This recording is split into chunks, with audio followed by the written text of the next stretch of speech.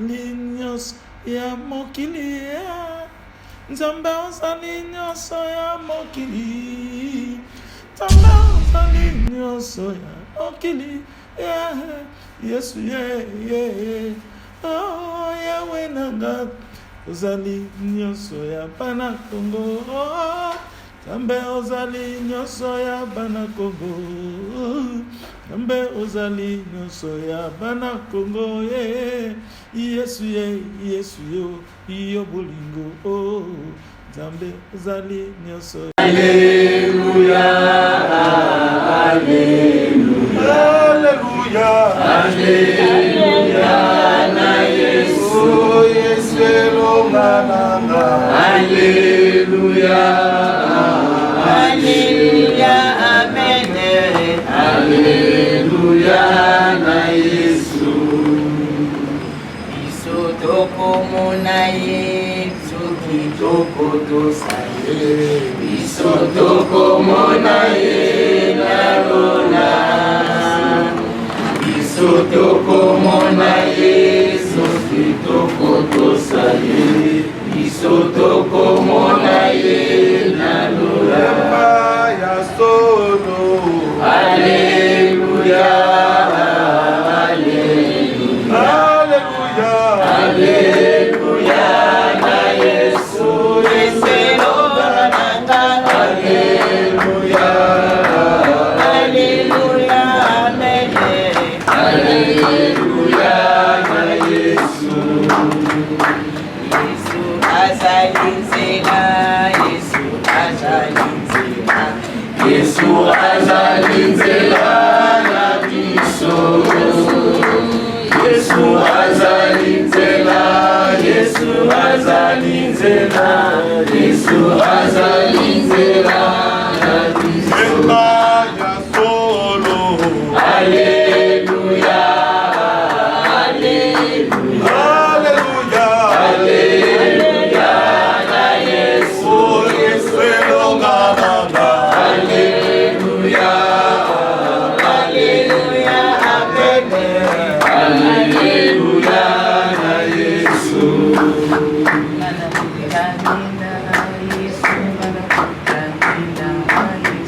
nakutani na Yesu nazibomo nakutani na Yesu nakutani na Yesu nakutani na Yesu nazibomo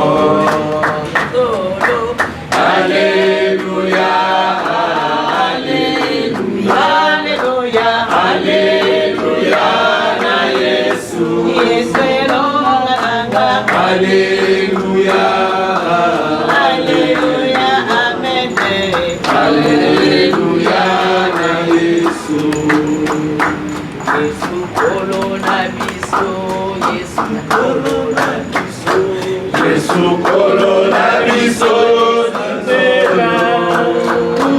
Yesu kolo na biso Yesu kolo na biso Yesu kolo na biso Yesu kolo oh Alleluia Alleluia Alleluia Alleluia Alleluia na Yesu elonga nanga Alleluia Alleluia amen Alleluia na Yesu Yesu yo mobikisi Yesu yo mobikisi Yesu yo mobikisi na biso Yesu yo mobikisi Yesu yo mobikisi Yesu yo mobikisi na biso Emba ya solo Alleluia Alleluia Alleluia na Yesu elonga nanga Alleluia Alleluia amen Alleluia na Yesu Nzambe na bomoi Nzambe na nguya Papa na veleli yo lisusu na tongwa lelo po ete yo zali Alpha Yozali Omega, Yozali Libaneli Pesuka Nzambi. Yozali monene na bolingo na yo. Yozali grand par ta puissance.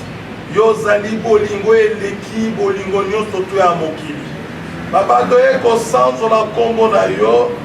Doye ko sanctifier kombo na yo. Doye ko élever kombo na yo. Soki lelo toza na pema po yo toningi Nzambe. Kolala na biso Nzambe ezalaki liwa. Kolamuka na biso ezali victoire po ete yo ningaki te tokufa. Osali biso privilège oyo ya koyeba na koyoka mongongo na yo na kati na mwana na yo Elinzenza wa waswamika Emmanuel. Yosili kopona ye pamba te oyebe eloko nini ya motuya oyo te na kati na ye Nzambe. Yango topamboli yo tokumisi yo toeleve yo po bolingo na yo ekolakisa biso olingi mboka Kongo yo mingi po emoni mpe mpasi mingi. Otindaki basali na yo en l'occurrence oyo olingaki mpe mingi kimbangu mpe na nsima nango lelo oyo oye koponela biso mwana na yo oyo ezali yo moko Nzambe. Tika ete na ntongo ya lelo lisusu Nzambe likolo efungama mpe okitisa ya yo nguya na kati na esika oyo. Toyebi ete royaume euti na likolo ekiti ebalani na yo ya se. Nzambe omemeli biso reine na yo mpe force na yo mpe puissance na kati na biso. Oyo nyonso tu eza ya yo te Nzambe ezala mosika. Oyebi mitema ya moko na moko awa na esika oyo. Yango Nzambe tozali kobelela yo loboko na yango esimba moko na biso. Loboko na yango ya oyo esalaki biso eyebana kolobisa moko na biso. Simba monoko na tata Eli Nzambe. Simba monoko na ye lokolo simbaki Ezayi. Simba ye lokolo simbaki Jeremi. Oyebaki ya ava mokili ezala. Tango mokili ezalaki oyebi nini osalaki na ye Nzambe. Yango na pamboli yo na kumisio lisusu. Tika toya kondima oyo opesi biso. Olingi biso koleka. Oyeli biso kimia. Na royaume messianique oyo. Na royaume de David oyo. Na royaume de Jésus-Christ oyo. Na royaume de Saint-Esprit oyo konsoler biso na pokwa na tongo ya lelo. Nzambe simba mitema na biso. Fungula lelo misu na biso. Fungula matoi na biso. Toyeba koyoka. Toyeba na komona na ndenge ya molimo mosantu. Moko te koki koyiba maloba oyo tokoyoka lelo. Ezali lipa ya bomoi oyo tokoyeba koyamba mpe koyoka. Toyeba nini ya so Nzambe obongisaki mpo na tongo ya lelo. Nyonso tu tozongisi yango na maboko na yo na kombo na Yesu Masiya. Tika ete makila ya mwana na yo ezinga biso molimo mosantu asele moma oyo. Seigneur, eloko na kosenga na yo osimente foi na biso po likweyo ya motu ezali foi koyeba kondima mpe koyeba komona likamwa na Nzambe. Kumama na yo nedolama na yo Seigneur na éleve la croix du Christ ezala na kati na biso comme l'arbre de vie. Et en monde ezala planté po ete eza kopesa biso mayele ya kokanisa ete mokolo oyo ezalaki na Golgotha, mokolo oyo ezalaki na kulusu, makila ekweyaki. Tu as fertilisé de cette terre. Yango toyei kozongela mabele oyo makila no ekitaki. Mabele oyo epai ezwaki lifuti na ngo ya monene. Nzambe ekumama na yo nedolama na yo simba mitema na biso na kombo na Yesu mpe tolobi bongo. Merci Seigneur Jésus-Christ. Merci Seigneur Jésus. Amen, amen. Hein? Amen.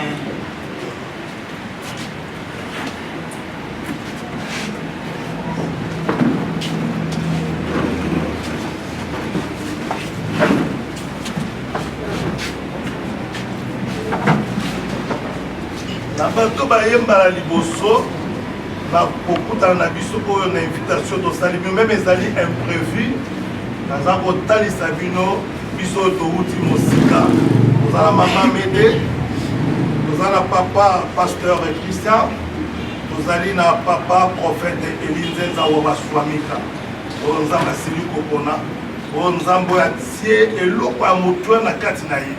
Eloko ozomona ye boye okanisa kaka nde ndeko kaka songolo. Me Nzambe oyo asala likolo na se, Nzambe apesi motema na yo esalaka. Okoyeba soki azali nani. Napesi maloba ya prophète na kombo na Yesu. Amen. nous remercions Seigneur. Nous sommes bote mingi payazali. Tuzana ya awa na mabele. Nikolo esekiti na mabele. Nikolo sangani na mabele. Elingo lobake. Mobali aye kobala mwasi na ye. Ndenge tomonaka moi na sanza. Mais tomonaka likolo musika. Mais siko likolo aye kobala mwasi na ye mabele. Nzambe asalaki mabele kwanza na mwasi na ye. Nzambe ye moko pe ayaki mabele. Yesu abotamaki na promesse. Na prophète nyonso mokili mobimba bazelaki botama ya Yesu.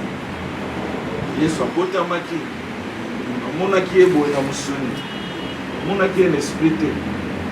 Esprit nde ebotisaki ye. Oyo tozobenga la puissance de Saint-Esprit. Abotamaki na mai ya mobali te. Mais abotamaki na liloba ya Nzambe. Abotamaki par la chair. Abotamaki esprit te. Mais abotamaki na puissance de l'esprit. Il faut total la différence. Total la différence oyo ezali esprit na la chair. Eza lokola mai yo kokomema mai olongolango na kopo to na verre ozwa mai yango omema kaka boye osimba te. Fo mai ezala quelque part na eloko moko eza solide po omema mai fleuve rivière océan ezalaka na terrasse ezali fo toyeba Nzambe. Soki tozoloba kaka Nzambe Nzambe Nzambe toyebi ye te tosali eloko te. Parce que tosali eloko te tokotengama mais Nzambe alingi biso toyeba ye. Nzambe azoloba na biso mikolo nyonso tozoyoka ye. Nzambe azoloba butu moi na bandoto butu mosusu aloti meme ndoto anégligeable. Nzambe azosala ndenge nyonso toyeba ye. Bino bana na ngai bozoyoka ngai te ndenge nini. Bino bana na ngai nde nasali bino ngai nde nabengi bino. Mais nazoloba na bino bozoyoka ngai te. Po Nzambe aza esprit. Nzambe azoloba na esprit. Akoloba na banzoto na biso. Akoloba na biso na pongi. Akoloba na biso na banyama. Akoloba na biso na basymbole. Akoloba na biso na bandeke. Akoloba na biso na bandenge zali. Yo lali soso alamuki soso pa lamusi yo. Koko dioko soso azobeta ngonga na ye. Soso azosala musala na ye. Po Nzambe asali soso na po alabusaka yo okende musala. Eloko nyonso eza na ntina. Bon, eloko nde tolobawa. Tozozwa sujet moko toyeleli awa ezali mpona liloba. Ce qu'on appelle au commencement était la parole. La parole a été avec Dieu, la parole qui était Dieu. Donc lilobana ekomi Nzambe ekomi chair. Donc eyeko koma musuni parce que liloba eza Nzambe as esprit. Mais liloba akiti ndenge Yesu awutaki likolo azalaki esprit metanga botami akomi musuni. Donc akomi liloba. Mais tozomona musuni la chair. Mais na kati tozomona yete. Parce que na kati c'est autre chose que la chair. Alors esika mutu atengami po mutu azo juger mutu na oyo azomona na apparence. Mais aza ko juger mutu na esprit te ona na malamu. Aza ko juger mutu non par l'esprit, mais aza ko juger mutu par la chair. Na musuni, na apparence, na makelele, na impression, c'est la chair, c'est la physique, la parole. Donc toutes les choses doivent marcher par la parole. Au commencement était la parole. Dieu a créé le monde par la parole. Une commande qu'il a donnée lui-même, une commande. Commande, c'est la parole qui est l'ordre. Tangalobi, oyo, et selema, et selemi, oyo, et kokisama, oyo, et selema. C'est la parole qui a créé la chair. Musuni, et wutakina liloba. Comment biso sikoyo tolandaka musuni, tolandaka liloba. Et c'est comme Mokili et Kouli. Jésus lobi, tout ce que je vous parle, ça ne vient pas de moi, c'est mon Père qui fait son travail. Papa n'a pas de mutaloba qui s'aligne. Pour papa na ye azaki na kati na ye. azali na kati na ye. C'est l'esprit qui doit parler dedans lui. Ce n'est pas lui, ce n'est pas la chair. Oyo nyonso nga na lobaka na bino ezali ngai te, ezali papa na nga. Bon, le Père est un esprit. Nous adorerons le Père en esprit et en vérité.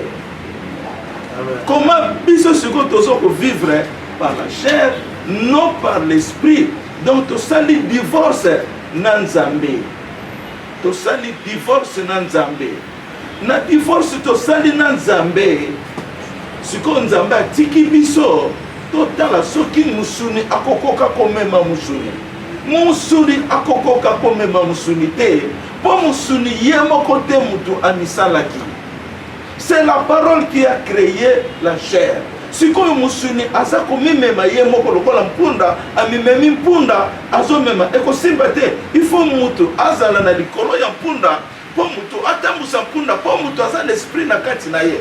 Mais le komi mutu akomi musuni pe la chair ezo conduire batu ya mwana mokili te. Nzambe atindi ba serviteur bana na ye atindi batu na ndenge ekokaki baya, mais bana Nzambe bayaki baye kobebisa mosala ya Nzambe ezali na Ezekiel Nzambe azoloba ebele na Ezekiel 36 alobi na Ezekiel 34 natindeli bino bana na ngai bazoki babandi peuple na ngai bosungi bango te, botiki bango memi bakoti na bazamba batelengani. Yesu alobi na Ezekiel 34 sikoyo ngai moko na ye étant père berger, ngai moko na ye papa na bino mpona ya kosunga bino. Yango na likambo na ngai na lobawa na ngai napesa exemple. Yo oza na saki na yo lokola mwana aza na saki na ye ayebi biloko nyonso eza na saki na Enoke ayebi likambo nyonso oyo tia mpona kamere mwana ayebi tombola saki na Enoke soko tuni ye eloko nini eza na saki oyo ye kaka mutu akoyeba. Mais soki totuni bino boye mutu moko akoyeba te eloko nini eza na saki. Donc eza lokola makambo eza na motema na yo. Yo kaka mutu oyebi makambo oyo eza na kati ya motema na yo. Batu bakoyeba te. Donc ezali mpona kolakisa ke esprit akoyeba makambo nini eza na saki oyo, mais mutu akoyeba makambo nini eza na saki oyo te. C'est ça la différence. Mpona koyeba ke Nzambe aza esprit, Nzambe mutu ayebi biso, Nzambe mutu ayebi likuta na biso, bosolo na biso, mais biso tomiyebi te. Exemple mutu ake komela masanga alangwe akomi koloba bilobela tango bokotuna ye après ayebi makambo alobi te. Mpona nini mutu alalaka pongi, mais Nzambe alalaka pongi te. Tango omeli masanga osola lipongi esprit ekeki esika mosusu yo kuna bazomema yo ozosanza oyebi te makambo nini ozosala. Obsédé yo na badémon bazwa esprit na yo bake batia en quelque part bakomi koguide yo yebi te omona komofinga bato, mais esprit ayebi vérité. Mais lokola yo landaki musuni yango nozokoya nde yango na baexemple oyo topesi ya saki oyo kaka mokolo saki mutu akoyeba. Mutu mosusu akoyeba te makambo nini eza na saki. Eza lokola makambo eza na motema na yo. Yo oyebi makambo nini eza na motema na yo. Nga nayebi ke nazoka pasi awa, nayebi ke mokongo na ngai ezoswa ngai, mais songo na koyeba te ozomona. Donc kaka esprit mutu akoyeba avant yo yoka pasi, esprit esa yebaki yo okoyoka pasi, mais yo oyebi te okoyoka pasi po esprit mutu asali yo. Donc nangi totala différence, toza différence ya valeur tozobenga Nzambe.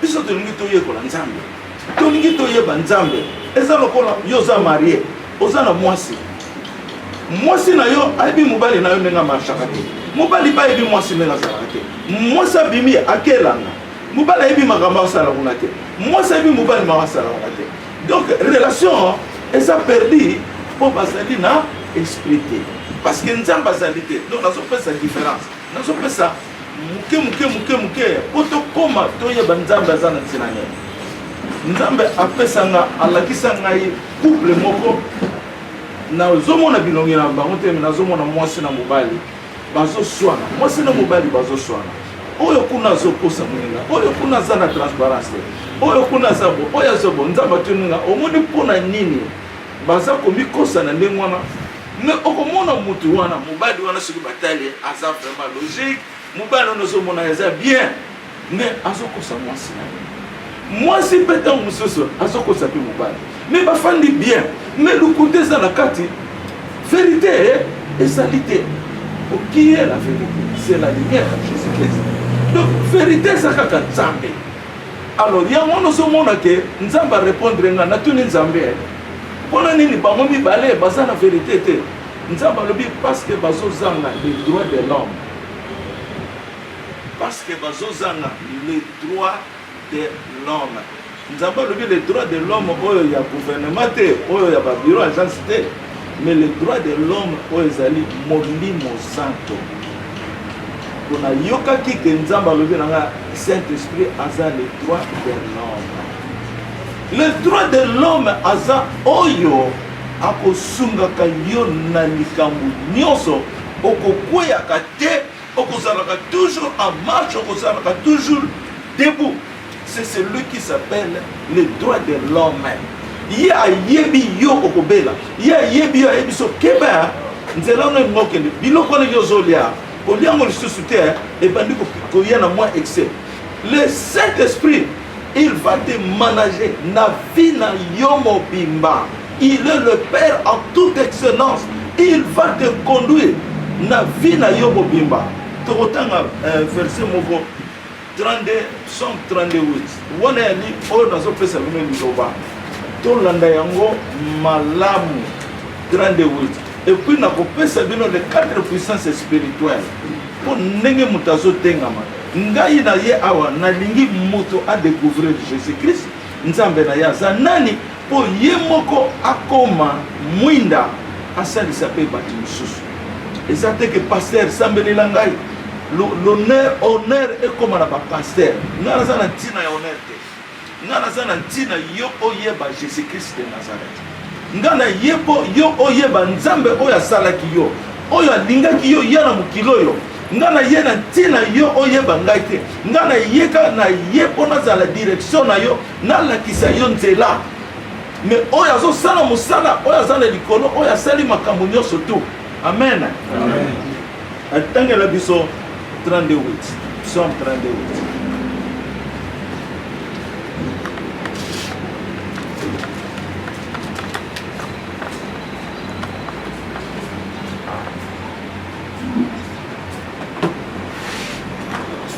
Psaume 32, je lis au nom de Jésus.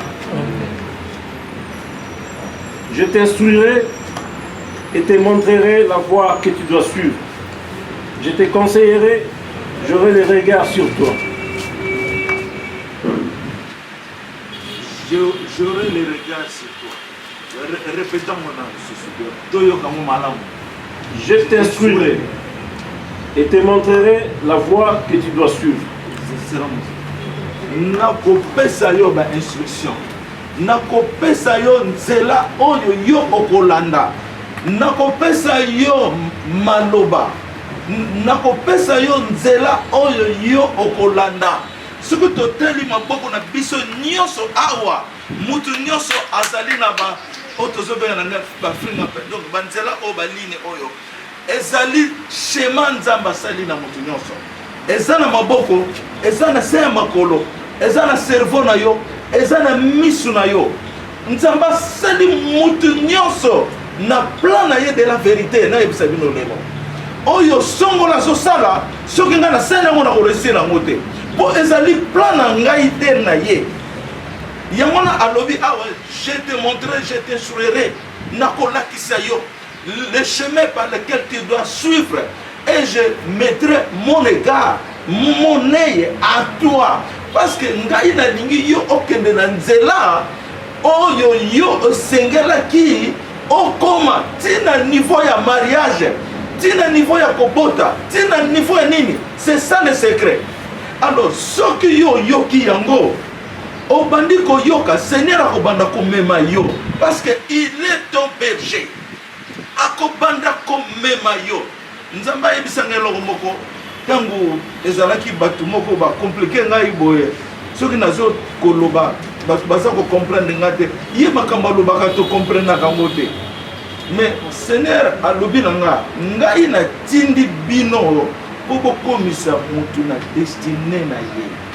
Mutu mususu asala ba licence masalela yango lisusu te okuta yaza na restaurant mais tant mususu service nezalaki restauration. Mutu mususu azwi ba doctorat mais asalela yango te.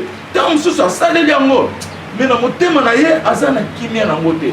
Musala oyo eza ya yo soko komi na point de destiné na yo okoloba oyo eza musala na motema na yo koloba ça c'est pour moi.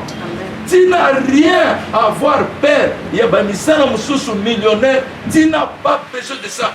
Point na yo ezali oyo ba komela ki yo na loboko na yo. Même dans les mariages, même na kobota bana, destiné ezana kati na yo moko. Destination na yo ezali na kati na yo. Yango moni Jésus a lobaki plus de 71 fois na Bible. Alors, ce que le Père fait, moi je fais. Ce que le Père parle, moi je parle. 71 fois dans la Bible. C'est ok. Dans Jean 5, 19. Comment on a papa salaka. Parce que c'est l'esprit qui vivifie. La chair ne sert à rien.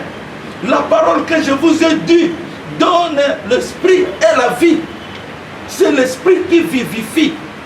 Il faut que tu Nzambe aza esprit, non par la chair. Christ est à côté de toi. Toi, tu peux prier même pour ton pasteur. Yo koko sambela pona pasteur na yo za mutu. Okoko sambela pona papa na yo, pona mwana na yo. Ngai naza na mwana na ngarabi.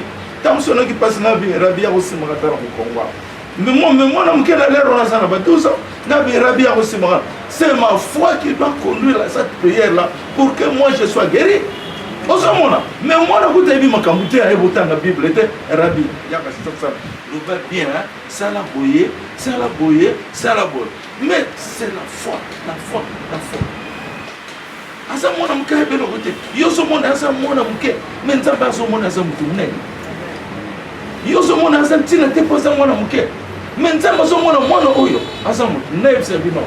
Jésus combien de fois na Bible azolo balikambo ya bana wa.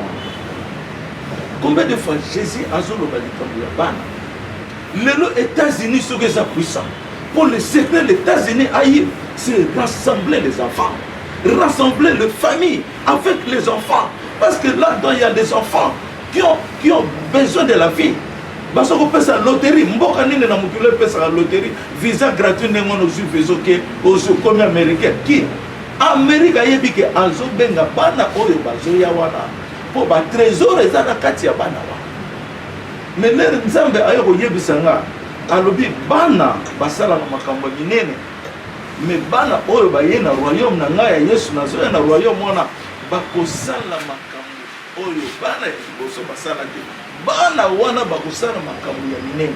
Mwana wana soka simbi téléphone na abi papa mutu moka benga ki oyeba komo na yebo angaka yebisa yo. Mwana wana soka fandawa azo mona makambo za na Londres azo biso ba fête na mariage ki a hôtel bino ayebisa bino mariage za la ko. Mundela sali satellite mais satellite eza biso bato. Mundela sali satellite mais biso bato ndeko za satellite parce que c'est l'esprit qui vivifie. Pour esprit nde eko indiquer yo makambo nyonso. Nga nazalaki l'air na sokola soki na pesi mwasi atoza na 3 jours à zéro donc na webse yo za na zéro. Yo moko mukolo nzoto éviter. Mais c'est parce que c'est l'esprit qui conduit. Osomona mais ce que biso to saboter esprit. Bon, nangi na kende avant na kende makambo Congo, nangi na kende na raison il y a 4 puissances spirituelles. Pour nini lelo moto atelangani. Les 4 puissances spirituelles, nous avons pas de son enseignement wana. Pour na moto atambola na esprit saint. Pour moto ayeba nzambe na ye. Moto ayeba ndenge nini nzambe azali. Ozomona. Donc yo fo osenga na nzambe. Oloba na nzambe. Na lingi nzambe oya kofanda na kati ya mobimba na ngai. Yo ozo contrôle na kati ya fina ngai. Na bengi ba passer, na bengi bato basambela nga. Je ne parviens pas, je ne résiste pas. Na komi na kinsuka, na zokoka te. Mais na lingi seli yo lelo Jésus Christ de Nazareth. Yaka kofanda na motema na nga, zwa contrôle. Yo nde faut pesa nzambe autorisation parce que le corps t'appartient, mais l'esprit à toi ne t'appartient pas. Le corps ezomema yo nesika esprit na yo olingi posala ba besoin na yo, mais fonctionnalité na yo oya kokoso yango en contrôle, c'est l'esprit. Yo faut senga na nzambe parce que soko olingi te nzambe akoya te. Omoni na Apocalypse 3:20 ezoloba Yesu alobi ngai nazobeta porte. Nazobeta porte oya kofongolela ngai porte na kokota na kati ya ndako na ye na kobanda kolia na ye. Alobi lisusu na Jean 14 soki olingaka ngai koleka makambo na yo nyonso orespectaka bacommandement na ngai na papa na ngai tokoya kofanda epai na yo. Donc là tu as une vie en Christ. Yangona apôtre Paul azoloba, nous avons la pensée de Christ.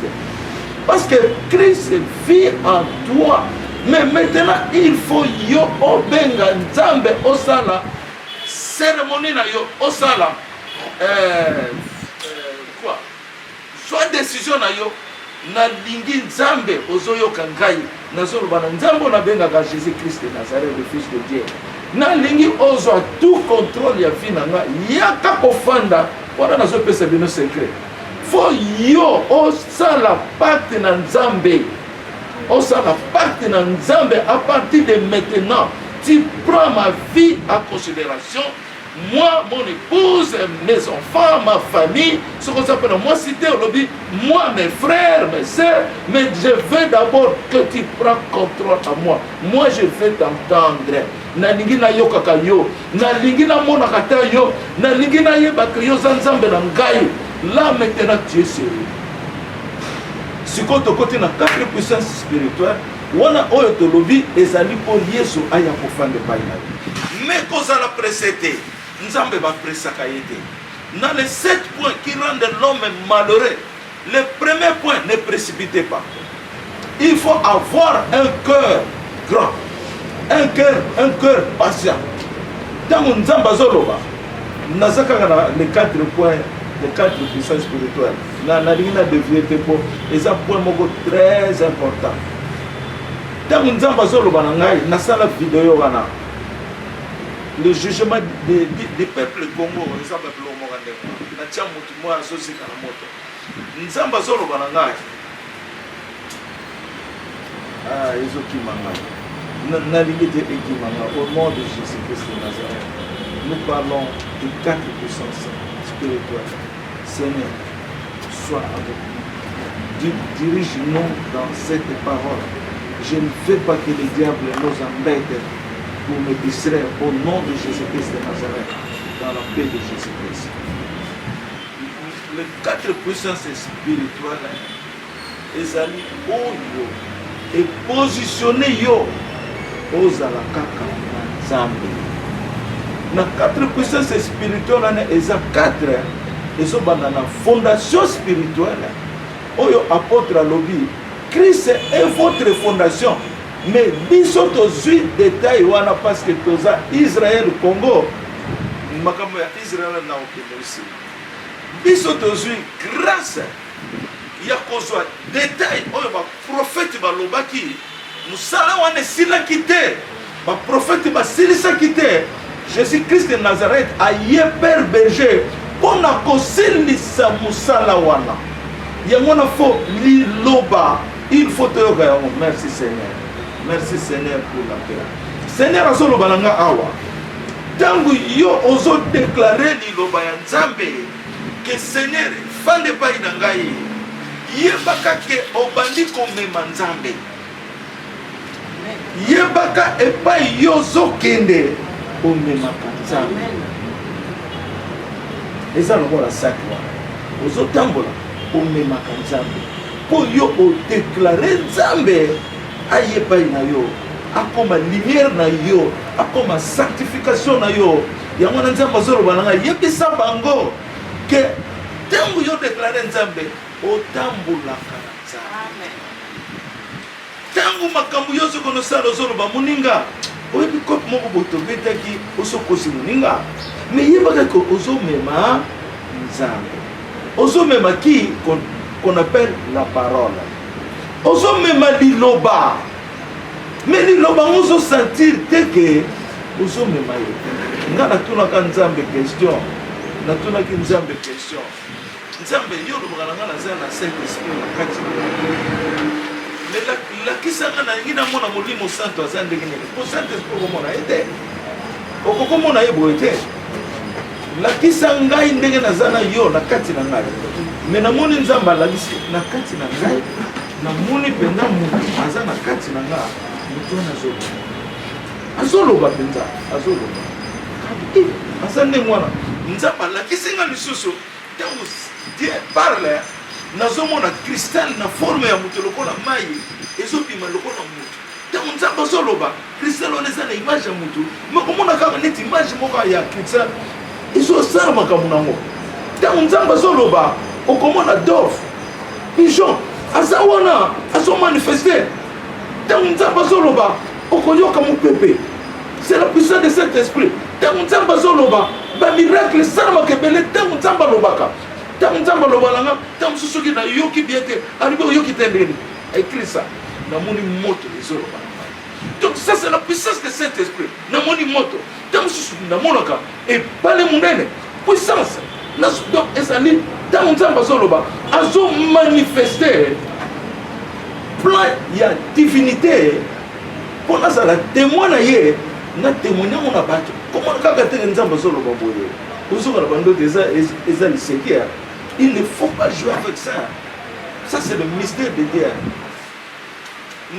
Jésus akokozala na biso nyonso Jésus aza na mama oyo Jésus aza wana aza Jésus okomi Jésus okomi Jésus okomi Jésus asekarne na biso tu awa mais tozoyeba te ke tozwa na Jésus awa leur mission sili tokei yebake na ye mais tozalaki na ye c'est ça qu'on appelle Dieu bon azali omnipotent omnipotent il peut se multiplier il est la toute fonctionnalité cet esprit est la toute fonctionnalité de Dieu il est le fidèle de Dieu donc soki tozoyeba Nzambe na puissance na ye nde tokobanga ye te soki toyebi ete bazotangisa Nzambe aza bato bamonaka mpe Nzambe yango te bayebi ndenge azalaka te bayebi ndenge azalaka te bato bakobanga Nzambe soki yo eloko wana omaîtrise yango te okomprena yango te otangaki ye na classe te otangaki ye na bafamille te yo okoyeba ye ndenge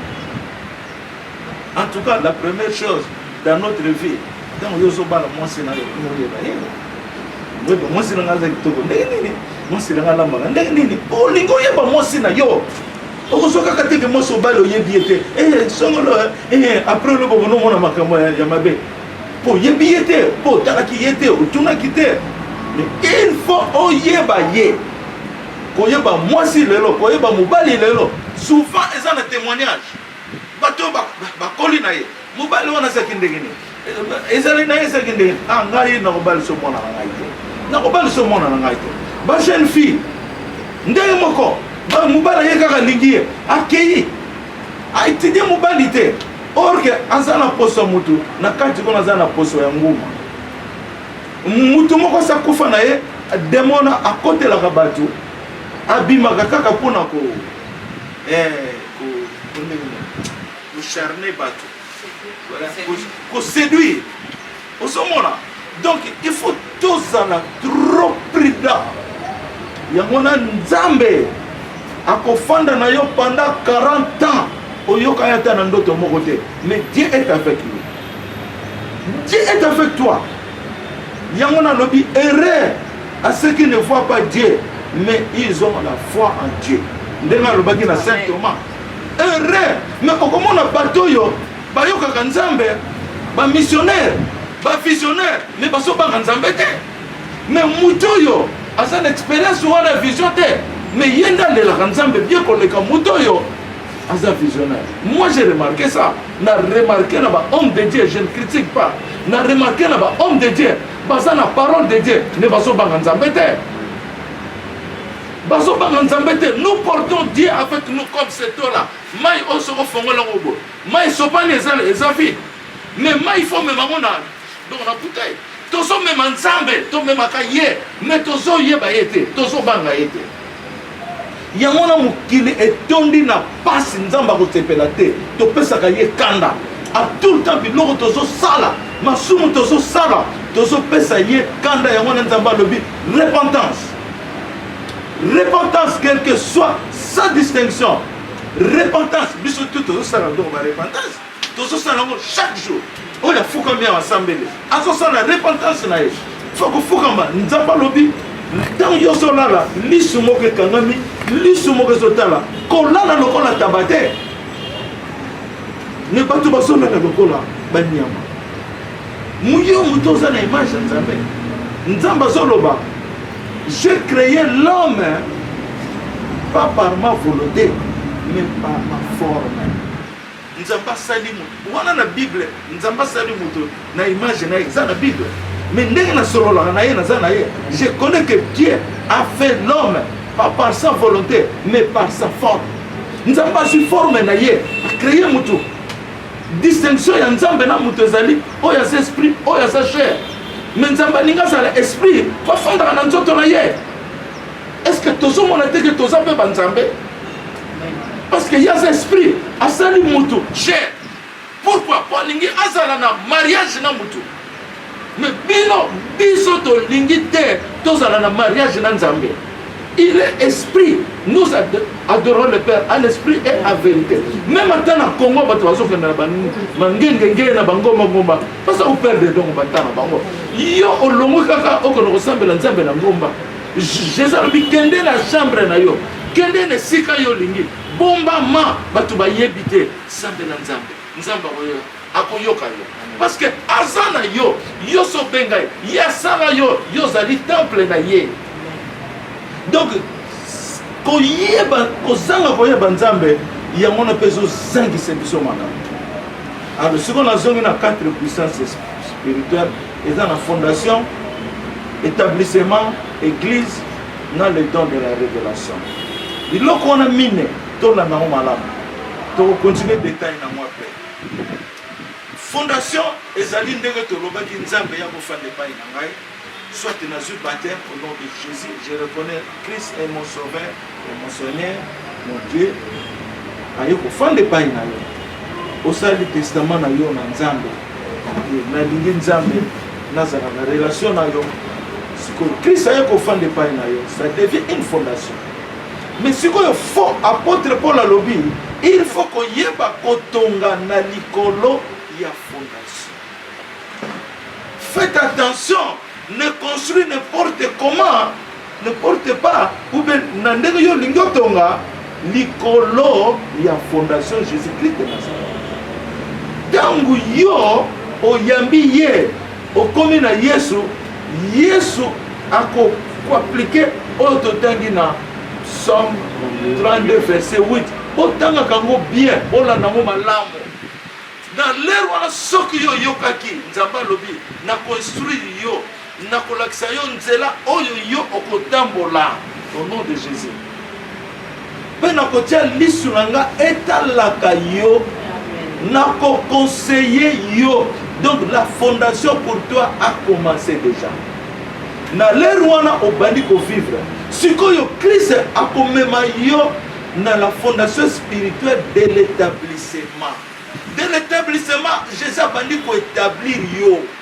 Abandi ko enseigner yo azola kisayo nzela ndenge totengi awa abando la kisayo nzela azolakisa yo nzela ndenge okolonelanga ndenge landa kaka landa bamisusu ezozwa temps bamisusu ezozwa temps te mutu mosusu akoya 1 mois 2 mois esa tondi na molimo santo mutu mosusu akoya 6 mois mutu mosusu 2 ans ezodépendre mpe na volonté ya nzambe osomona ezodépendre na volonté na yo te biso touti koprésente bapaster misato mais tobandaki kaka kosala étude ya enseignement oyo tozobenga le royaume de Dieu ndenge le royaume de ya nzambe eye na Congo ndenge royaume ya nzambe nde yango nde na osukela mais naponi 3 personnes mais 3 personnes on a démontré basali exhibition ya kolakisa ndenge Jésus akoya batia évidence que évidence Christ akoya évidence yango donc ndenge basoka enseignement na bango na royaume ndenge bazozwa enseignement bazolanda mais les 3 personnes tant que proclamer bango na moni Seigneur azolakisa nga gloire ye tant na moni gloire na Seigneur nga binzamba proclamer bino ba pasteur bokomi ba pasteur à royaume siko to tuni na assemblée na biso mutu na mutu apesa ba poids ba pesa les 3 personnes baso qui 8 9 10 11 ko bandeka yume matana donc sur vous 0 sur 10 bamsu baso ba 11 bamsu 9 10 donc bango misato balekaki et puis ba présenter thèse na bango comme un docteur presque même un doctorat parce que ozoloba ndenge Jésus zozonga na mabele ozotia évidence opesi ba verset otie ba point tangible mais baza ba pasteur pour ce que yo yebi ke Yesu akoya ososobiki parce que tu vas sauver le monde mais ce que oyebi te ke Yesu tango akoya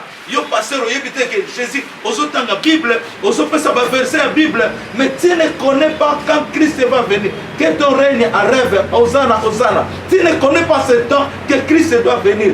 Daniel na prison a découvert l'être que 70 ans Israël va libérer à quel moment pas le roi alors il faut la lettre roi bangaki nzambe a libéré Israël mais comment tu connais que règne ya Jésus et qu'il y a quand est-ce que ça va arriver si bawa azela qui naissance à Jésus à côté là qui dans mon père osomona donc les 3 personnes le nom ça va passer osomona donc ba mérita nzambe ye moko nda consacrer bango ngana mutuna ngezala kite ngana moni lumière kitinga bino oza gloire nzambe na prononcer bango to baza ba pasteur alors au moni na les 4 puissances spirituelles nzamba lobi boye apesi exemple il y a Pierre oyo azalaki na Jésus Pierre azalaki tenté à tout le temps Satan zako bimela Pierre malgré azana Jésus wana mais Pierre azalaki tenté par le diable azalaki ko masquer ça ne dit pas que parce que ça na Elinzeza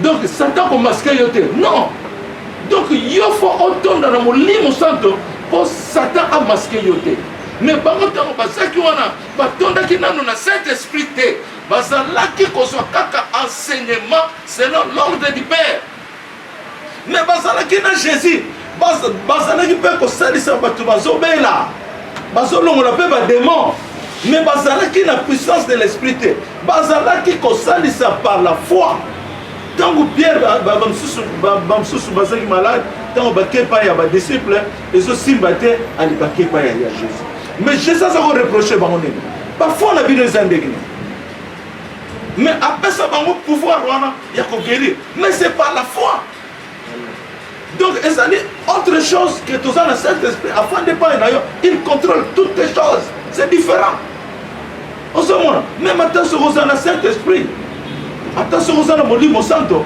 il faut avoir la foi aussi parce qu'avec Dieu c'est la foi s'il n'y a pas la foi ça ne marche pas.